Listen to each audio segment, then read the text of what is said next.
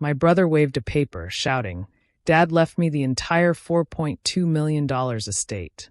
I took him to the bank's safe deposit box. Let's see what Dad really left. The real will made him collapse in his chair.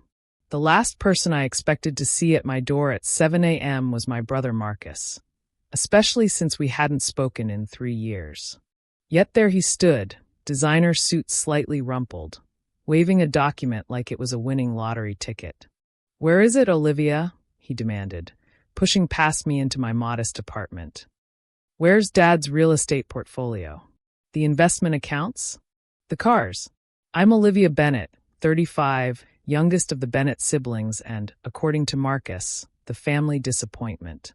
While he followed Dad into investment banking, I chose to become a history professor, specializing in ancient artifacts and authentication. "A waste of your potential," Dad had said, but there was always a proud gleam in his eye when he saw me lecture. "Good morning to you too, Marcus," I said, closing the door. "Would you like some coffee before you continue shouting?" "Don't play cute," he snapped. "Dad's been gone for 2 weeks, and suddenly all his accounts are frozen. But I found this in his study." He thrust the paper at me, a will dated 5 years ago, leaving everything to my dedicated son who followed in my footsteps. I glanced at the document, noting the familiar letterhead of Bennett and Associates, Dad's investment firm. "Interesting timing," I murmured. "Finding this right after the accounts were frozen. What's that supposed to mean?" Marcus's face reddened. At 40, he was starting to show the effects of too many business dinners and too much stress. "I'm the one who built the firm with him. I'm the one who spent weekends at the office while you were playing with your dusty old books." I walked to my kitchen, calmly making coffee. The morning sun filtered through my window, catching the edge of an old photograph on my refrigerator. Dad and me at my doctoral graduation, both beaming. It was taken just 6 months ago, right before his unexpected heart attack. "You know, Marcus," I said, measuring coffee grounds, "for someone who claims to know everything about Dad's business, you seem awfully worried about frozen accounts." He followed me into the kitchen, his expensive shoes clicking on my worn linoleum floor. "The estate lawyers are being difficult. Something about another will, but that's impossible. Dad would have told me." "Would he?" I asked mildly. "Like he told you about the safe deposit box?" Marcus's head snapped up. "What safe deposit box?" I smiled, remembering Dad's last visit to my apartment. He'd been different that day, more thoughtful, less focused on business. He'd looked around at my collection of ancient texts and artifacts, asking questions about authentication techniques and how experts verified historical documents.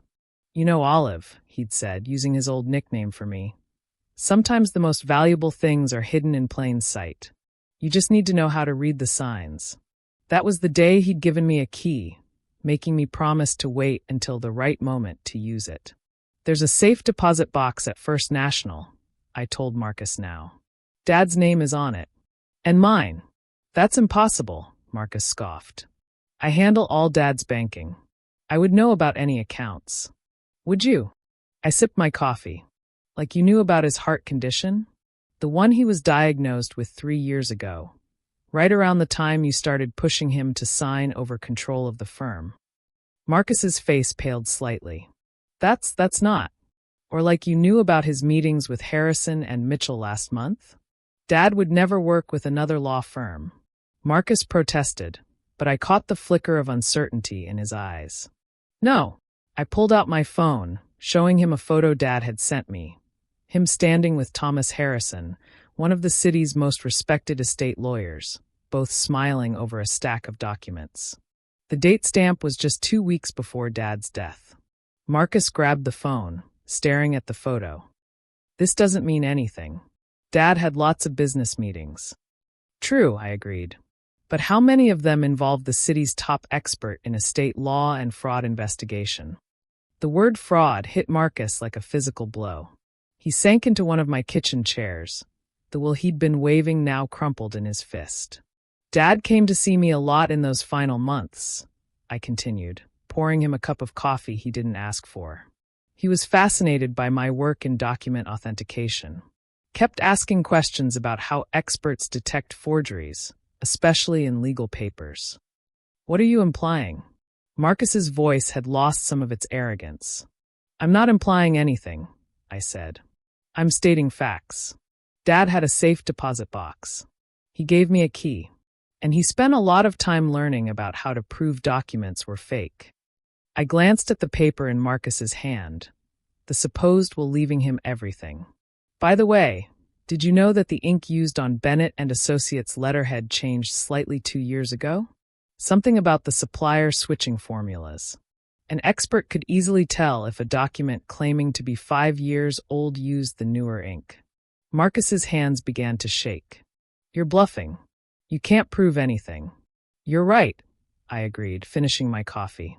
I can't prove anything, but the contents of that safe deposit box might. I picked up my keys from the counter. Should we go find out what Dad really left behind? The bank opens in 20 minutes. Marcus stood up so quickly he knocked over his untouched coffee. This is ridiculous. I don't have time for your games. No games, Marcus. Just truth. Dad taught me that much, at least. I headed for the door. Are you coming? He hesitated, clearly torn between wanting to maintain his illusion of control and needing to know what was in that box. Fine, he snapped finally. Let's get this over with. As we walked to my car, I thought about Dad's last words to me. Trust your instincts, Olive. You've always been good at finding truth in unexpected places. Marcus insisted on driving his own car, probably to maintain some sense of control. As I followed his expensive sedan through morning traffic, I couldn't help but smile. He had no idea what was waiting in that safe deposit box. No idea that Dad's real legacy was about to change everything. Because while Marcus had spent years learning about money and power, I'd spent mine learning about truth and authenticity. And Dad, brilliant strategist that he was, had found a way to use both our skills in his final plan. The bank's marble facade loomed ahead, its doors still closed for another 15 minutes. Marcus paced impatiently while I leaned against my car, watching the sun rise over the city skyline. Soon, very soon, we'd both learn exactly what Dad had been planning in those final months. And something told me that Marcus's conveniently discovered wouldn't hold up against what was waiting in that box. The bank manager, Mr. Sullivan, recognized me immediately when we entered. Ah, Miss Bennett. Your father mentioned you'd be coming. His eyes shifted to Marcus, and I caught a slight change in his expression. Mr. Bennett. I wasn't expecting you. Marcus straightened his tie. I'm here about my father's accounts. As his primary heir. Actually, Mr. Sullivan interrupted smoothly, I'll need to see some identification from both of you. Bank policy, you understand. While Marcus bristled at being cut off, I noticed the manager typing something into his computer. A slight frown crossed his face as he read whatever appeared on his screen. Follow me, please, he said, leading us through the bank's marble lobby to the secure area where the safe deposit boxes were kept. 2 security guards fell into step behind us. Not unusual for the bank, but they seemed particularly alert this morning. Only authorized persons can access the box, Mr. Sullivan explained, emphasizing the word authorized, while looking directly at Marcus. I'm the executor of the estate, Marcus protested, waving his wrinkled will. This document has not been validated by the probate court, Mr. Sullivan finished. He turned to me. Miss Bennett, do you have the key your father gave you? I produced it from my purse, watching Marcus's face darken.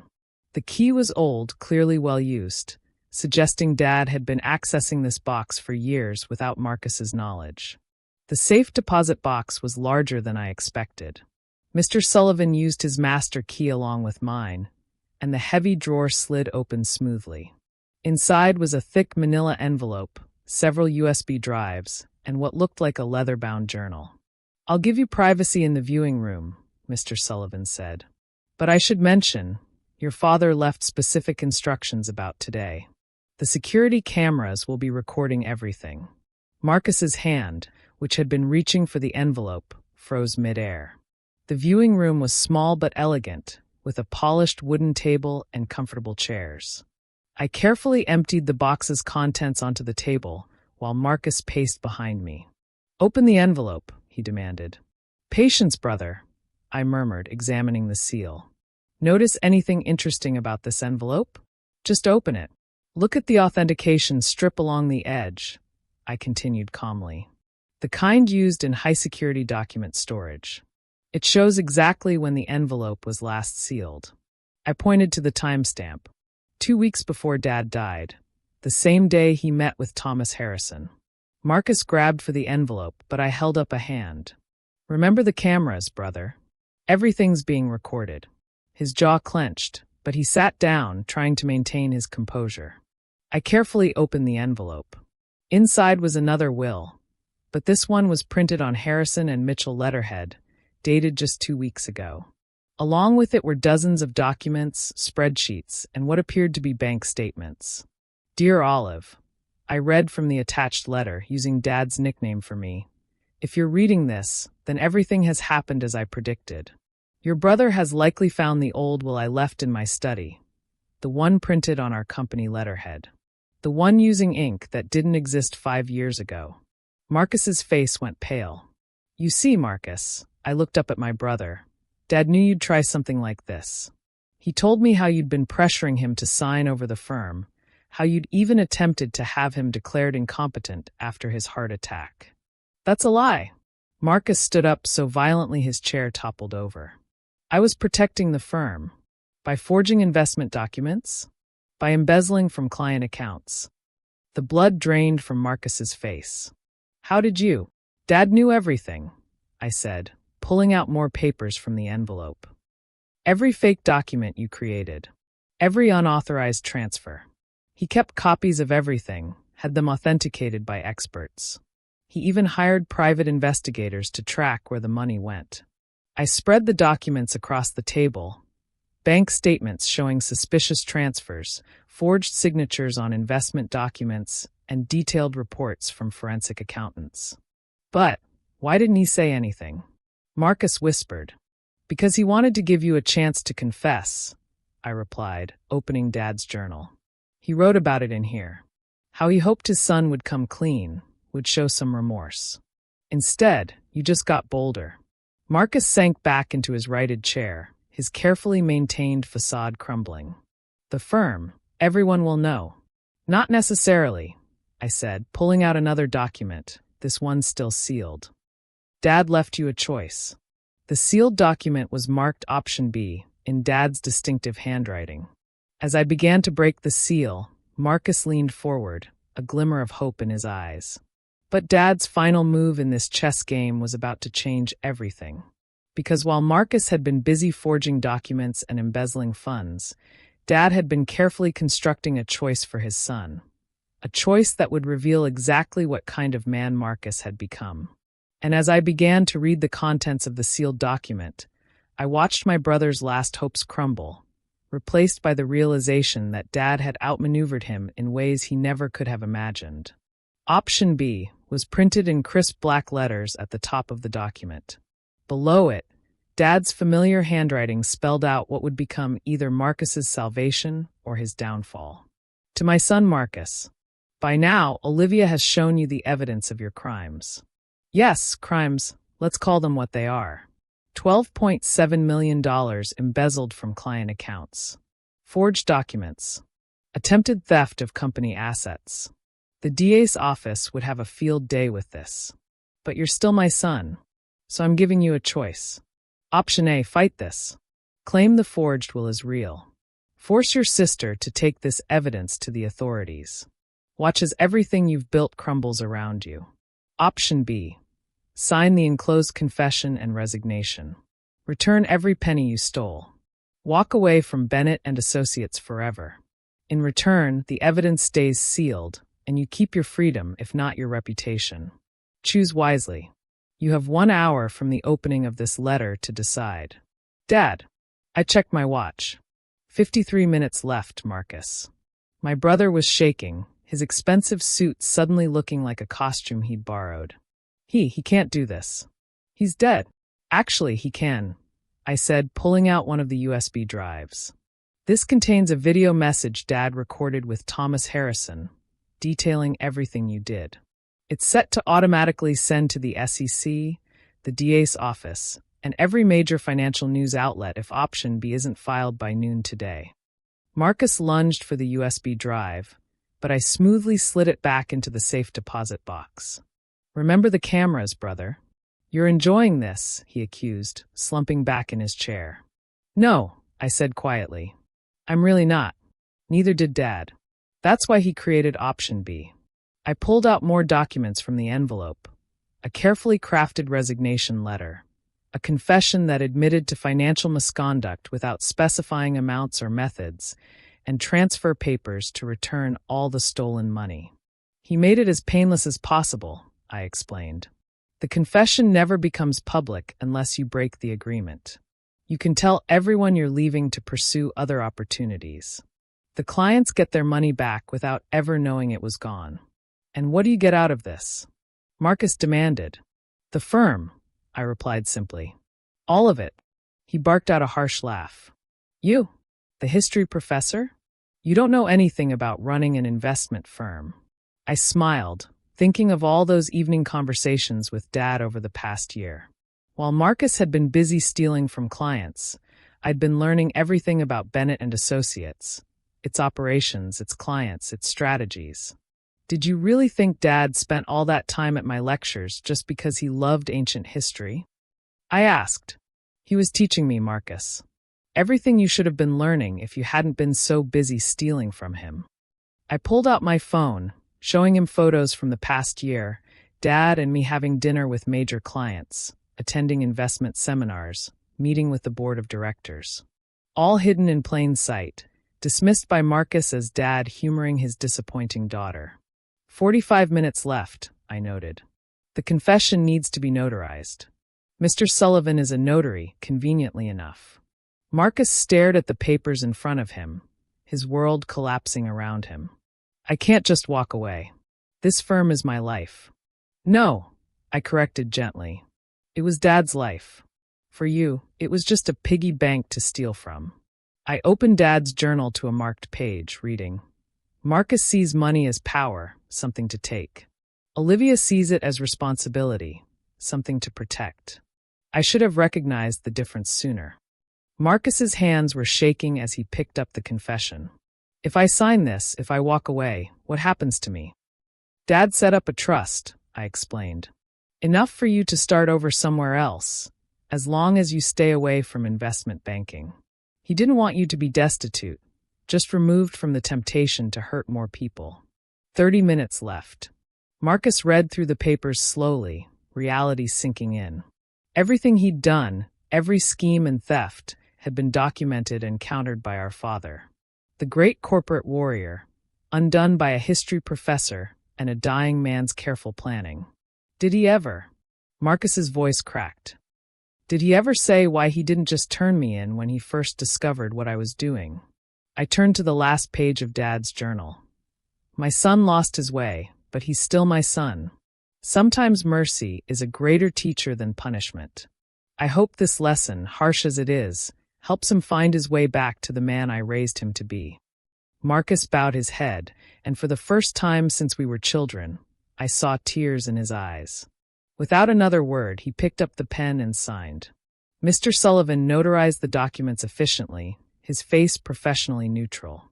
By 11:55, everything was filed, the transfers initiated, the confession sealed and secured. The trust fund will be available next week, I told Marcus as we left the bank. Harrison and Mitchell will contact you with the details. He nodded numbly, looking much older than his 40 years. What do I tell people? Whatever Dad's letter suggested, you're pursuing other opportunities. Take the fresh start he offered you. Marcus walked to his car, then turned back. Olivia, I'm sorry. For everything. I know, I said. Dad knew too. That's why he gave you a choice. After Marcus drove away, I returned to the viewing room where Mr. Sullivan was securing the safe deposit box. The evidence would stay sealed as long as Marcus kept his part of the agreement. Your father was a remarkable man, Mr. Sullivan commented. He spent months planning this, you know. Said it was his most important investment strategy ever, investing in his son's redemption. I smiled, gathering Dad's journal and the remaining documents. Tomorrow, I would begin my new role as CEO of Bennett and Associates. The board had already been briefed, the transitions prepared. Dad had thought of everything. In my office, Dad's old office, I placed his journal in the center of the desk. Inside, he'd written one final note to me. My dearest Olive, your brother chose power over principle, but you learned the most valuable lesson of all. True legacy isn't about money or control. It's about doing what's right, even when it's difficult. Especially when it's difficult. The firm is yours now. Not because you're my daughter, but because you understand what I built it for, to help people protect and grow what they've worked for. To be a force for good in their lives. Your brother may never understand that. But you do. That's why you'll succeed where he failed. I love you both, but I trust you alone with my life's work. Take care of them all, the clients, the employees, and yes, even your brother. Show them what real leadership looks like. Love. Dad. Over the next year, Bennett and Associates flourished under my leadership. Marcus used his trust fund to open a small bookstore in Colorado, about as far from Wall Street as he could get. He sends me Christmas cards now, each one containing a small note about the lessons he's still learning. The evidence of his crimes remains sealed in that safe deposit box, a reminder that sometimes the greatest power lies not in what we do, but in what we choose not to do. Dad's legacy lives on, not just in the firm's success, but in the lesson he taught us both. That true wealth isn't measured in dollars, but in the wisdom to know what really matters. And every morning when I sit at his desk, my desk now, I open his journal and read his final words. Trust your instincts, Olive. You've always been good at finding truth in unexpected places. It turns out he was right. The truth was there all along, hidden in plain sight, waiting for the right moment to teach us all what really matters in the end.